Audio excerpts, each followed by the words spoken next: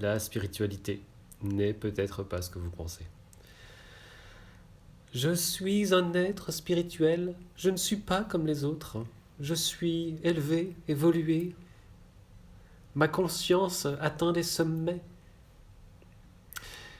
Cette posture qui est très répandue dans le milieu dans le sens large, spiritualité, ésotérisme, chamanisme, développement personnel, psychologie, etc., est une notion qui est tout à fait propre à notre société occidentale qui s'empare de ces symboles, de ces notions, de ces concepts, et qui souvent se méprend sur la notion de spiritualité. La spiritualité, donc, provient du mot esprit, spirit, esprit, et nous avons tous un esprit qu'on associe au mental, qui est en fait le bas esprit. On pourrait dire en quelque sorte c'est le côté plus terre à terre, même si la notion est un peu un petit peu limitante. La spiritualité, c'est être dans l'esprit. Être spirituel, c'est être dans l'exercice de son esprit. Être dans les connexions, être dans l'expression, dans l'utilisation. Et au fond, au final, on n'a absolument pas besoin d'être dans, je dirais, des concepts ésotériques, des concepts religieux, dogmatiques ou, ou, euh, ou mystiques pour être spirituel, absolument pas. Chez nous, d'une manière tout à fait terre à terre, être spirituel, c'est par exemple faire des jeux de mots. Par exemple,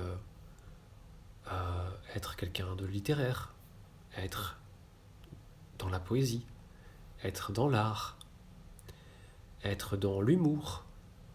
L'humour, c'est faire de l'esprit, donc c'est être spirituel. Les mathématiques ont aussi un aspect spirituel, c'est un langage, donc c'est de l'esprit. Faire des mathématiques, c'est faire de l'esprit.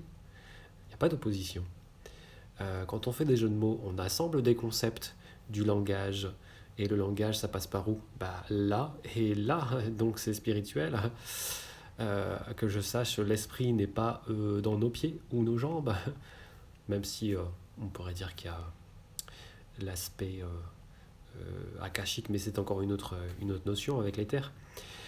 Mais l'esprit, c'est quelque chose qui est beaucoup plus simple et beaucoup plus large que ce qu'on pense. C'est simplement utiliser notre esprit. Nous sommes tous spirituels. Et vouloir opposer la matière à l'esprit n'est qu'une illusion. Une illusion de la dualité créée pour se donner l'illusion d'être vivant. Alors pourquoi est-ce qu'on a besoin de faire ça? C'est simplement parce que peut-être qu'on n'arrive pas encore à donner assez de sens à sa vie ou à cultiver assez le soi profond pour se sentir suffisamment bien dans ses baskets. Donc on passe par un besoin de s'identifier comme étant spirituel. Mais au fond, être spirituel, c'est quoi?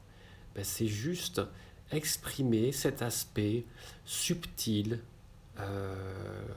impalpable, qui passe par le langage obligatoirement, mais pas que, parce que quelque part, quand on est dans nos ressentis, on est aussi capable de recevoir des images dans notre esprit qui sont des expressions de nos ressentis. Et là, on est dans un domaine plus intuitif.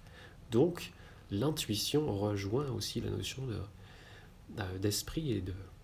Finalement, l'esprit est un peu comme un modem. Vous savez, ces appareils qui servent à transformer le langage téléphonique en langage internet. Finalement, c'est un peu ça, quelque part, l'esprit. Il va transformer les informations pour qu'elles soient compréhensibles, qu'elles soient synthétisées, euh, et qu'on puisse s'en servir, qu'elles puissent être utiles. Et au niveau du chamanisme, les choses sont encore plus simples que ça.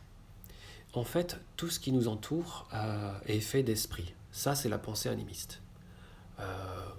moi, je suis constitué d'esprit, vous êtes constitué d'esprit, et tout ce qui est en nous est composé de multiples esprits, et tout ce qui est autour de nous contient un esprit. Tous les objets, tous les êtres vivants, tout. Pourquoi est-ce qu'on dit ça?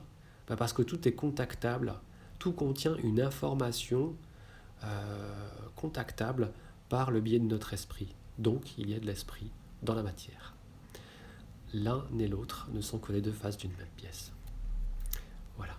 Portez-vous bien.